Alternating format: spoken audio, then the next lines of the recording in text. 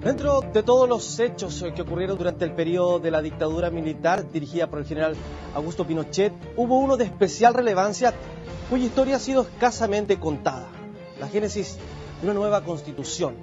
Durante los próximos minutos en CNN Investiga les contaremos de los desconocidos detalles de cómo se generó la Carta Fundamental que hoy nos rige, quién influyó, cuál fue el rol de la Junta, con qué libertad trabajaron sus redactores. Los propios creadores de la Carta Fundamental hablan en exclusiva con CNN Chile.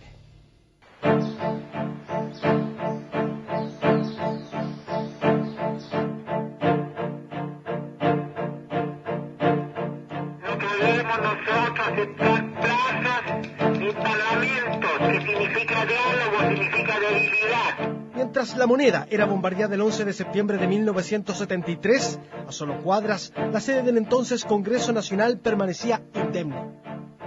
Pero a partir de entonces, este sería el escenario donde se diseñaría la nueva arquitectura institucional del país. Una que, independiente de las diversas opiniones, cambiaría el rostro de la sociedad chilena, lo que para algunos merece el nombre de revolución. La intervención militar del 11 de septiembre de 1973 es la más violenta, la más cruenta, la más profunda, la más fundacional de todas las intervenciones militares que registra la historia de Chile y debe figurar entre las más revolucionarias de América Latina. La Junta Militar, presidida por el general Augusto Pinochet, se propuso desde un comienzo un cambio de rumbo absoluto: girar el destino del país hacia un camino que supuestamente se había abandonado. Inmediatamente asumía la Junta de Gobierno, el gobierno hizo una declaración, la Junta, de que ella quería restituir la antigua democracia chilena. Las aspiraciones del nuevo régimen exigían un cambio en las reglas básicas que regulaban hasta entonces la vida social y política. En medio de la persecución y las violaciones a los derechos humanos que se registraban en el país en 1973, la conformación de un equipo de juristas no llamó mayormente la atención. Era la reacción de las Fuerzas Armadas a un experimento socialista fuertemente criticado por una parte de la sociedad. Porque Chile vivía en una situación revolucionaria y contrarrevolucionaria, incluyendo, ¿no es cierto?, actos de violencia, muertos y sobrepasamiento del Estado de Derecho. Eso es un hecho históricamente demostrado y constatado. Aparte de Sergio Díez y Jorge Ovalle, la comisión quedó conformada por los profesores de la Universidad Católica Jaime Guzmán, Enrique Evans y Alejandro Silva Bascuñán. También se incorporaron los abogados Enrique Ortúzar, Alicia Romo y Gustavo Lorca. En ese momento yo le dije a Gustavo Díez: nosotros no vamos a hacer una constitución para que después ustedes la encuentren mala. Lo primero que vamos a hacerle es mandarle un memorándum acerca de las ideas nuestras y de los objetivos que debiera tener la Constitución. La prohibición de las doctrinas marxistas, la protección de la propiedad privada, la incorporación de la segunda vuelta a las elecciones presidenciales y el aumento de las mayorías requeridas para modificar la Constitución fueron algunas de las ideas fundamentales que presentó la comisión a la Junta de Gobierno. Pinochet fue a la comisión una vez, creo, o dos en todo el tiempo, y dijo: hemos leído el memorándum y yo estoy de acuerdo con las ideas fundamentales. El 24 de septiembre de 1973, en los días más álgidos del nuevo régimen, comenzó a operar la comisión. Los salones del a esa altura clausurado Congreso Nacional sirvieron para debatir las normas básicas que regularían a Chile en gran parte hasta nuestros días. Se produjeron algunas diferencias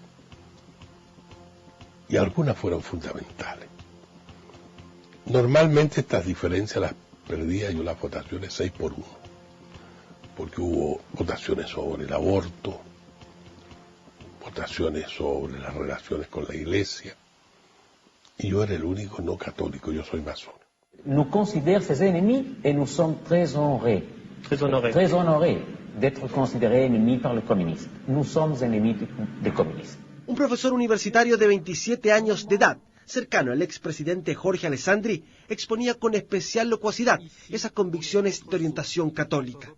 Jaime Guzmán se transformó rápidamente en una de las voces que más pesó en la discusión. Jaime, no solo éramos profesores juntos en la Católica, sino que vivía frente a mi casa. Y nos juntábamos y analizábamos las cosas que teníamos que plantear en la Comisión Constituyente, y teníamos un mismo pensamiento. Era el pensamiento no solo demócrata, sino un pensamiento social cristiano.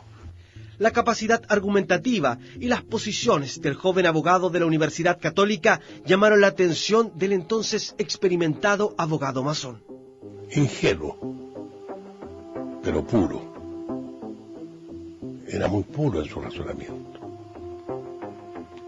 Era enteramente reaccionario, honestamente reaccionario, honestamente de la derecha más extrema y de un catolicismo conservador. Ahora, libre mercadista. ¿Te fijas cómo llamarlo con una palabra? Neoliberal. Le hemos dado 1000 vueltas y al final terminamos economía social de mercado, porque si uno quiere decir economía de mercado parece que le quitara el social. Y eso parece que es muy grave. Mientras en Chile la DINA y otros organismos de seguridad llevaban a cabo torturas y ejecuciones políticas, la comisión se mantenía ajena a esos hechos y paradojalmente discutía sobre derechos humanos. Pero avanzada la discusión, se llegó hasta el artículo más polémico y criticado de la Carta Fundamental. La comisión acordó una norma que indirectamente proscribía al Partido Comunista, con la que se declaraba ilegal toda doctrina que fomentara la lucha de clases. Yo dije, esta disposición es cavernaria. Ni un Estado salvaje la aprobaría. Las palabras de Jorge Ovalle no demoraron en recorrer los pasillos de La Moneda, donde el propósito de extirpar al marxismo era intransable. El nuevo orden que pretendía fundar la Junta Militar tenía uno de sus ejes en el sistema económico. La protección de ese derecho y la libertad de emprendimiento fueron puntos claves. Cerca de un 15% de las extensas sesiones de la comisión se dedicaron a debatir sobre el derecho de propiedad. Los ministros de Castro, Barahona, el fiscal del Banco Central, Roberto Guerrero, tenían especial cuidado en que el texto constitucional reforzara las libertades en el ámbito económico. Pero tal vez el alma de la nueva Constitución estaba en el papel que asumiría el Estado. El protagonismo que había tenido en el desarrollo del país llegaba a su fin. Los emprendimientos del fisco fueron limitados a través de una serie de disposiciones y se alentó en cambio las iniciativas del mundo privado. El borrador debió ahora ser aprobado por el Consejo de Estado, la Junta de Gobierno y por un plebiscito. Tras su paso por la Comisión y el Consejo de Estado, el borrador de la Carta Fundamental debía ser aprobado por la Junta Militar. Los generales Augusto Pinochet, César Mendoza, Fernando Matei y el almirante José Toribio Merino no hicieron mayores cambios al texto que les fue entregado. Su aprobación final se jugaría en un plebiscito. Los chilenos fueron convocados a las urnas para el 11 de septiembre de 1980. ¿Alguien quiere acaso volver al desabastecimiento que existió en el gobierno anterior? Para que todos podamos seguir desenvolviéndonos en cualquier parte sin peligro. Sí, a la Constitución de la libertad. El procedimiento plebiscitario suponía darle legitimidad a la nueva Constitución, pero las condiciones en que se desarrolló la consulta no estuvieron a la altura. No había en realidad seriedades para el plebiscito, no había tampoco tribunal calificador del mismo. Con los aparatos de seguridad interna desplegados y con serias violaciones a los derechos humanos en curso, el plebiscito se desarrolló sin los mínimos estándares de un proceso eleccionario. El poder lo tenían los militares. Había una posición muy reprimida y por lo tanto no había ninguna posibilidad de que se cambiaran las circunstancias. La transparencia del proceso difícilmente podía ser cuestionada por las vías oficiales. El expresidente Ricardo Lagos recuerda una anécdota protagonizada por su mujer, donde se refleja el ambiente de la jornada. Se dijo que el escrutinio iba a ser público. Bueno, mi mujer y su cuñada decidieron quedarse a mirar ahí, por donde fueron a votar. A la media hora las pillaron y las hicieron circular. Le dijeron que volvieran a las 4 de la tarde. Volvieron a las 4 de la tarde, no las dejaron entrar. Y cuando se planteó todo esto dijeron que no, que esto era para gente honorable. 3 décadas después de aquel plebiscito han surgido nuevos testimonios que exponen la falta de transparencia de la consulta. El exministro del régimen, Carlos Cáceres, considera que un elemento en particular desató las críticas. Y por lo tanto se acusó, ¿no es cierto?, de una, quote, comillas, una ilegitimidad en la generación de la Constitución Política del año 1980, porque la votación no tenía contemplado previamente los registros electorales y eso daba lugar a que gente pudiera haber votado varias veces sin que nadie hubiese podido controlar ese proceso. A pesar de las críticas, la opción sí se impuso con un 67% de los votos. Era un sí al general Pinochet como presidente de la República por un periodo de 8 años y un sí a la nueva Carta Fundamental. La nueva Constitución no solo transformó al general Pinochet en presidente, sino que permitía que transcurridos los siguientes 8 años, prorrogara su mandato por igual periodo de tiempo. Para definir esa extensión, era necesario que convocara a un nuevo plebiscito en 1988. La oposición centró sus esperanzas en esa nueva consulta, pero temían que si la falta de transparencia se repetía en el nuevo proceso plebiscitario, la Junta volvería a ganar. Los derechos humanos. Esas garantías debían ser analizadas por un tribunal compuesto por 7 integrantes, nombrados por el propio régimen militar. Un fallo dividido e inesperado cambió el rumbo de esa consulta y tal vez del país. Y en pleno gobierno de Pinochet, el Tribunal Constitucional, formado por 7 integrantes designados por ellos mismos, determinó que no podía llevarse adelante un proceso electoral sin la existencia de un tribunal calificador ni de registros electorales. 4 votos contra 3.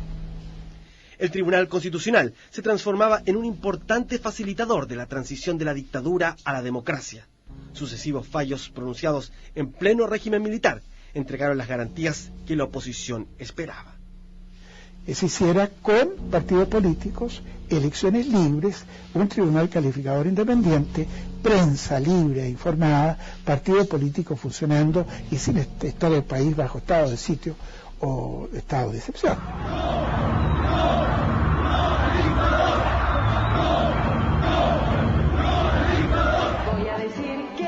A diferencia del plebiscito de 1980, la oposición incluso tuvo acceso a una franja televisiva. El mensaje esperanzador de aquella campaña ayudó a obtener buenos resultados. Luego de 16 años de dictadura, el 55,9% de los chilenos le dijo no a la continuidad del régimen de facto. Tras los primeros cómputos, las horas fueron intensas al interior de la moneda, pero según el exministro del Interior del régimen, Carlos Cáceres, no se contempló la opción de desconocer el resultado. Hemos salido derrotados en un plebiscito, no vencidos. Luego del triunfo del no en las urnas, el régimen tenía 1 año de plazo para entregar el poder a quien luego fuera elegido presidente de la República. En el intertanto, importantes modificaciones legales se llevaron a cabo aceleradamente. Tal vez la más importante fue la primera gran reforma a la Constitución de 1980. Casa se construye el futuro de nuestro hijo. Gracias al cielo, nuestro hijo nacerá en un hogar seguro. Así es. La paz y tranquilidad que hoy vivimos nos han permitido este feliz matrimonio. Espero que el futuro siga así. Me asusta esto de la política. No te preocupes. El 30 de julio votaremos por las reformas que mejorarán la Constitución y ella es garantía de paz. Entre otras cosas, el acuerdo proponía el término de la facultad presidencial de exiliar y de disolver la Cámara de Diputados. Además, se eliminó la prohibición de partidos marxistas.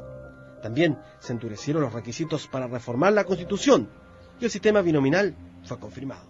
Yo no estaba muy de acuerdo, lo voy a decir, todo el mundo lo sabe. Pero si yo me oponía y llamaba a votar no había concertación. La principal crítica del entonces líder del Partido por la Democracia era el sistema binominal, también la de otras figuras de la concertación, pero un compromiso de palabra calmó aquellas aprensiones. Empecé a preguntar, ¿qué garantías tenemos? El acuerdo era no importa, en la primera vez que se reunió el Parlamento, renovación más concertación, tenemos los votos para cambiar el binominal. Hasta el día de hoy estamos esperando que se cumpla el acuerdo. Un 85,7% de los votos aprobó la reforma en julio de 1989, pero para muchos ese plebiscito significó más que cambios a la Constitución. Las condiciones en que se llevó a cabo, la participación ciudadana y la contundencia de los resultados entregó algo de legitimidad a la Carta Fundamental. El régimen también se hizo una importante lectura. La conversación con los partidos de la Concertación nos llevó a todos a la conclusión que lo mejor para el país era sin lugar a duda una transición pacífica, una entrega del poder pacífico. No era un proceso revolucionario, no era la interrupción de un proceso, era simplemente el seguimiento por una nueva vía, ahora de una vuelta a la plenitud de la democracia. El retorno a la democracia avivó las expectativas en torno a qué sucedería con la Carta Fundamental ideada en el periodo de la dictadura. La Concertación debía jugar con esas reglas y ese juego no era fácil. El casi olvidado plebiscito de 1989, que aprobó las primeras reformas constitucionales, entregó para algunos algo de legitimidad a la Carta Fundamental creada durante la dictadura militar. Pero para otros, la real legitimidad de la Carta llegó a través de una reforma mucho más contundente, realizada durante el gobierno del expresidente Ricardo Lagos. Pero el general Pinochet no ganó, y los gobiernos de la Concertación debieron convivir con los denominados enclaves autoritarios de la Constitución. Entre ellos figuraba la existencia de senadores designados y vitalicios, además de un Consejo de Seguridad Nacional con amplias facultades y compuesto por 8 integrantes, 4 de los cuales eran los comandantes en jefe de las Fuerzas Armadas y de Orden. Se podía autoconvocar. 2 de los 8 podían autoconvocarse. Reformar los elementos más relevantes de la Carta Fundamental requería 2/3 de los senadores y diputados en ejercicio. Un quórum inalcanzable durante los primeros años de democracia. Pero en 2005, justamente la existencia de senadores designados, ahora de la Concertación, fue lo que facilitó el pacto. Se terminaron, por ejemplo, con los senadores designados y vitalicios. El Consejo de Seguridad Nacional, que era un Estado dentro del Estado, quedó reducido prácticamente a un órgano que no tiene ninguna capacidad decisoria. Se redujo el periodo presidencial de 6 años a 4. Se bajaron las exigencias de edad para ser parlamentario y presidente. En total, hubo 54 reformas. Fue el cambio más trascendental que se ha realizado a la Constitución de 1980. Pero uno de los elementos más controvertidos de la Carta Fundamental se mantuvo. ¿Cuál fue la única cosa que no pudimos cambiar? El binominal. Tras la reforma, la firma del general Augusto Pinochet fue reemplazada por la del presidente Ricardo Lagos. Pero para poner su rúbrica, el mandatario exigió que el sistema binominal no figurara en el texto.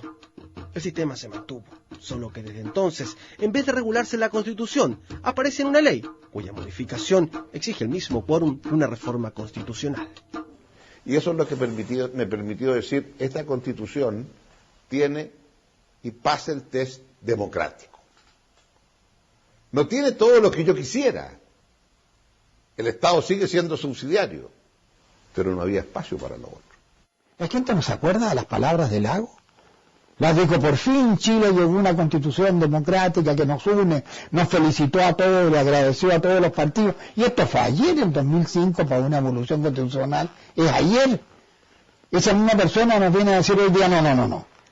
La permanencia del sistema electoral, que tiende a equiparar las fuerzas de la primera y segunda mayoría, ha sido históricamente defendida por los partidos de la Alianza como garante de los consensos y la estabilidad política. El punto es que la Constitución, ¿qué es lo que buscó? Que se formaran grandes bloques. ¿Por qué? Porque uno de los problemas, y esto no lo digo yo, lo decían todas las personas de distintos transversalmente que habían tenido responsabilidad pública, es que el sistema electoral anterior chileno, que era ultraproporcional, generó el multipartidismo, generó un problema de desencuentro. Para este miembro de la comisión que elaboró la Carta Fundamental, los efectos del actual sistema de elección parlamentaria no solo atentan contra el gobierno de las mayorías, sino que es uno de los principales legados del régimen militar. En Chile, a raíz de esto, Pinochet sigue vigente. No existe en Chile una democracia en el buen sentido del término. El gobierno de la mayoría dentro del Estado de Derecho.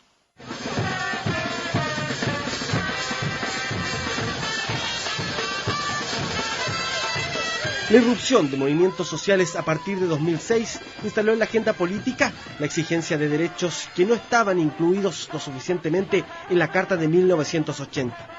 La ex líder estudiantil y hoy candidata a diputada Camila Vallejo apunta que la principal deficiencia de la actual Constitución está en su génesis y en la falta de protagonismo del Estado.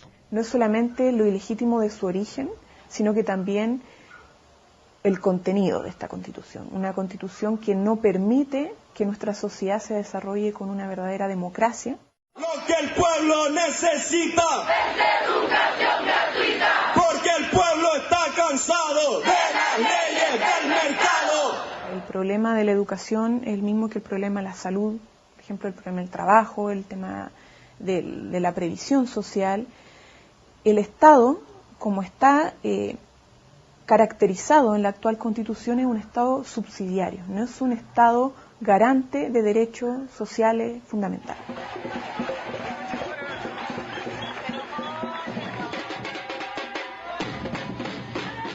Y eso es lo que yo veo en este momento, que es una cosa como contradictoria. Que los muchachos que están en segundo año de humanidades sean partidarios de la nacionalización de la riqueza, sean partidarios de la Asamblea Constituyente, no entienden nada todavía. Y no entienden nada no por falta de inteligencia, sino porque no han recibido ni la cultura de la experiencia, ni la cultura de la ciencia. ¿Por qué tenemos una Constitución que le da privilegio al capital extranjero sobre el empresario nacional? ¿Por qué tenemos que aceptar una Constitución que considera a las Fuerzas Armadas un poder un Estado dentro del Estado y que ignora, omite los derechos de la mujer, de los adultos mayores, de los niños, de la naturaleza, de nuestros lagos, de nuestras nieves, de nuestro océano? El reconocimiento constitucional de las etnias, una mayor protección a la salud y educación gratuita son elementos coincidentes entre quienes exigen una nueva Carta Fundamental. También un mayor protagonismo del Estado en las soluciones que demanda la ciudadanía. Hoy no hemos podido cambiar que el Estado subsidiario dice la Constitución.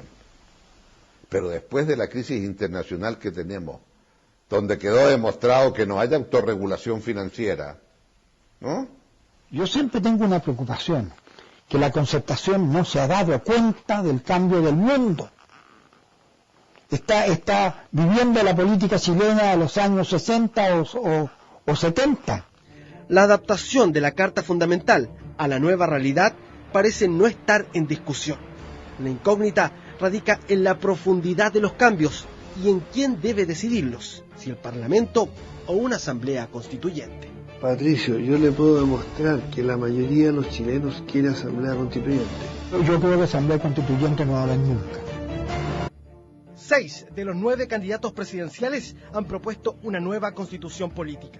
Si se opta por la vía de la Asamblea Constituyente, el país se enfrentará a una situación inédita en su historia y los actores sociales tendrán un papel central. Si se escoge la vía de los mecanismos establecidos en la propia Carta Fundamental, será necesario contar con elevados quórums, lo que a juicio de algunos ha dado estabilidad al país, pero para otros ha constituido una trampa que ha impedido las transformaciones que el país requiere.